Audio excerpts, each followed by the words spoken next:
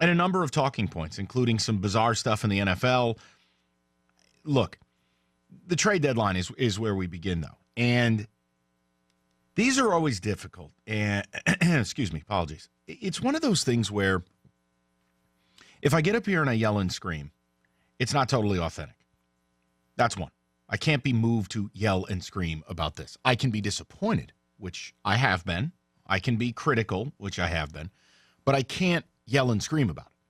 Because the fact of the matter is, when you're talking about prospects in any sport, we just don't know. Now, we can offer educated guesses with varying degrees of certainty or perceived certainty. And from there, we have our emotional feeling. So understand something. Doesn't matter whether you like the deals they've made or don't. We will have to wait and see. But at 2:03 on Monday, July 31st, we don't get the option of waiting and seeing. This is opinion-based radio. It's entertainment. So I'm going to give you what I think. But at no time am I guaranteeing you one way or the other it's going to work or not. But where we start is here. And I'll throw the number out because I'm sure some of you have got opinions on the Justin Wilson and Avila deal and lingering opinions about the JD deal when you look at it in concert. 248-539-9797. Here's my overall on it. I am left feeling that there was more out there. I'm left feeling that with a more proven general manager, this looks different. Now, how much? We could debate that for days. I can't prove a certain level of return. I just have a belief it would be better than what you got. Let me give you an example. They go out and pull the trigger on JD on, what was it, Mike, the 18th? Does that sound about right to you?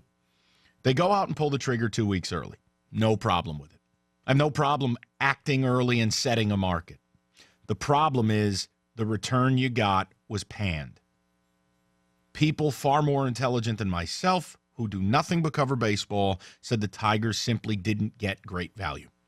Now, you want to believe the narrative that there was no market for JD, etc. That's for you to believe. I will disagree. We can have those disagreements on the air. Not saying there was a great return for JD, but there was a better one than what you got. That's my belief. Now you look at the Justin Wilson deal. It's the exact opposite. They waited essentially until the deadline. We had heard for weeks that as many as 12 teams were in on him. You then heard that there were as many as 5 teams that were serious contenders. What you got in the trade for Justin Wilson and Alex Avila is the following. It's the remnants of the now gutted Chicago Cubs system. To start the season, they were 18th because they had brought up the Chris Bryants and the Baezes and the Solars and all these different guys the last couple of years, the Addison Russells. The point is they gutted their system to acquire Quintana. And what you're getting now is what's left after that. Now, Candelario, some people like him, some people don't. The way he's viewed is not a high ceiling player. He's a high floor guy, meaning he probably won't be an abject failure as a pro, but the odds he ever is much above a replacement level player, not great. Doesn't have big time identifiable skills.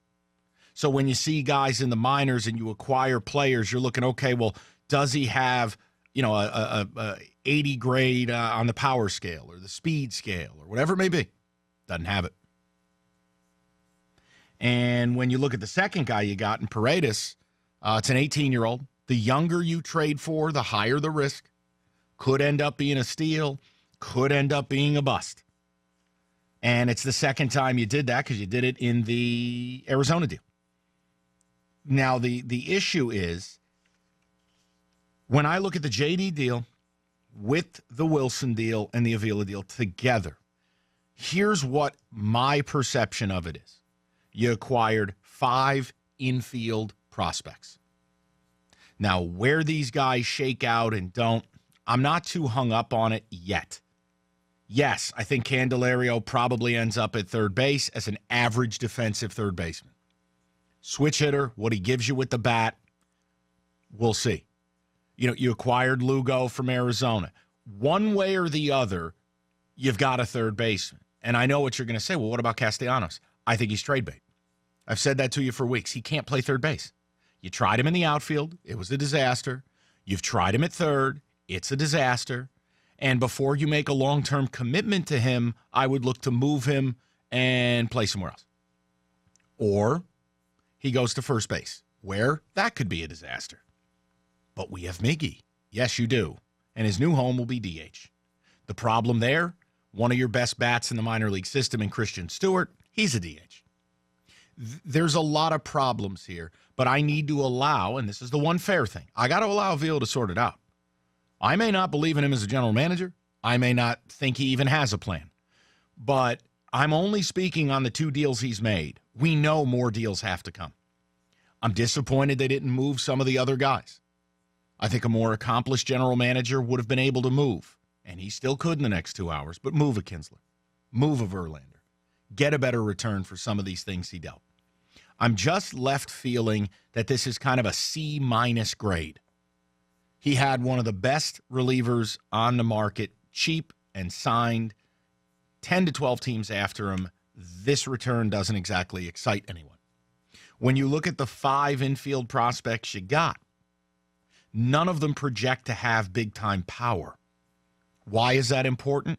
Because the way the game is played in the American League, above all, above the fielding tool, above the average tool, above the speed tool, above anything else, you got to have power. At third base, at first base, at least one of the 2 infield positions of second and short. All your outfielders need to have it. It's the way the game has really, when you look at the Astros, they're highlighting it. You must have power. Above all, we can work our way around strikeouts. But if you can draw some walks and you can hit for power, you're going to hurt people. So overall, I just feel like it's a very C to C- grade for Avila. I'm not happy with it. I'm not going to yell and scream. I'm very disappointed they couldn't find a Verlander deal. I think that's more on them than anyone else. I think their demands are probably unrealistic, both financially and prospect return-wise. I know you may disagree. I don't believe a better deal is out there in the winter. Verlander, again, has gone out and answered the bell. He's pitched very well of late. He's a second-half guy. And look, I'll give you an example. If you're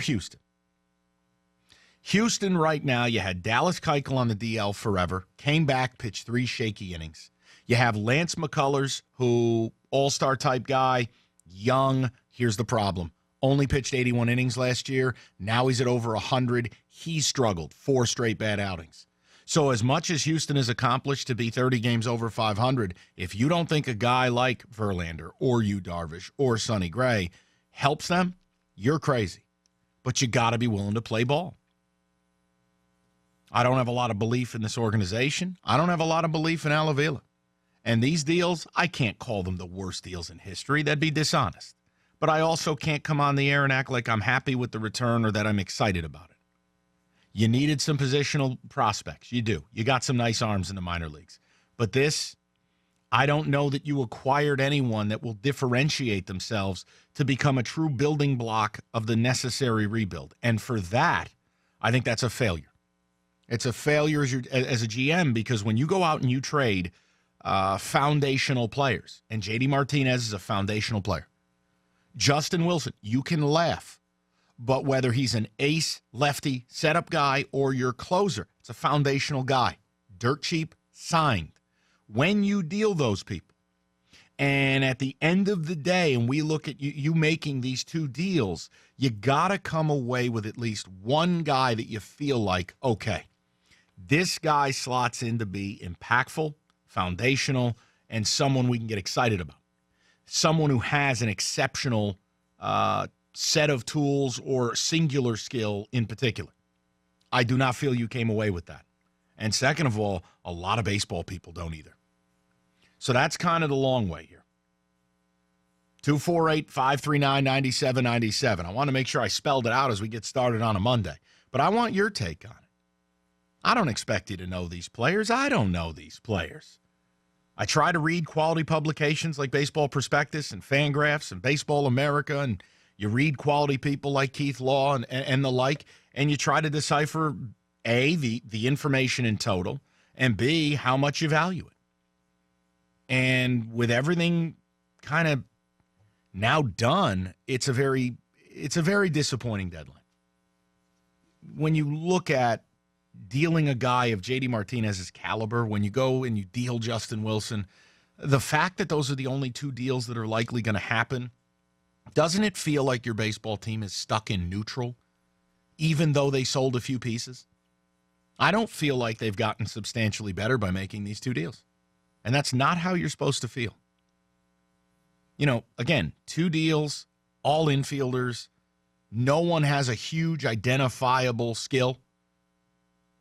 Maybe Alcantara out of the Arizona deal for his defense, but he projects to be a platoon player, a utility guy. I don't know.